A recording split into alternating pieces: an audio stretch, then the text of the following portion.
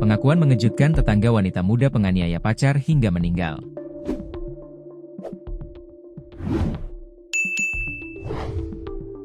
Terungkap kesaksian tetangga terkait kasus penganiayaan yang dilakukan wanita muda di Majalengka terhadap pacar hingga meninggal dunia.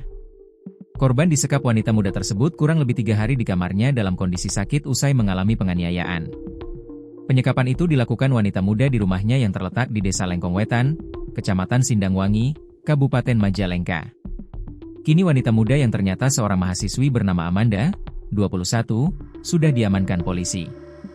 Polres Majalengka akan melakukan pemeriksaan kejiwaan terhadap Amanda yang menjadi tersangka dalam kasus penganiayaan yang mengakibatkan kematian kekasihnya, Farhan Ripana, 22. Tindakan ini diambil untuk mendalami kondisi psikologis pelaku selama proses hukum berlangsung. Kasat Reskrim Polres Majalengka, AKP Ari Rinaldo, menyatakan pihaknya akan meminta bantuan ahli kejiwaan atau psikiater untuk memeriksa kondisi mental Amanda.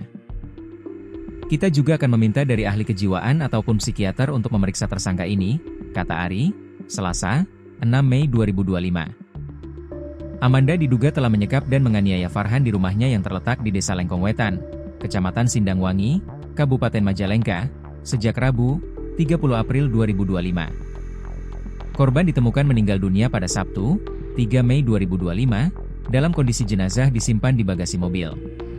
Menurut Ari, tidak ada teriakan atau suara mencurigakan yang terdengar dari dalam rumah saat kejadian berlangsung. Aktivitas sehari-hari orang tua tersangka yang berjualan di warung sebelah rumah, serta letak kamar yang cukup berjauhan, membuat mereka tidak mengetahui adanya kejadian tersebut. Dari keterangan tetangga, tidak terdengar suara apapun, tambahnya. Ari menjelaskan korban diduga bersikap menurut terhadap tersangka, sehingga tidak berusaha keluar dari kamar selama 3 hari dalam kondisi sakit. Hingga saat ini, polisi belum menemukan adanya indikasi kekerasan lain yang pernah dilakukan oleh Amanda sebelumnya.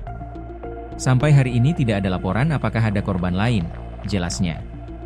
Amanda dijerat dengan pasal 338 KUHP tentang pembunuhan atau pasal 351 ayat 3 KUHP tentang penganiayaan yang menyebabkan kematian, dengan ancaman hukuman maksimal 15 tahun penjara.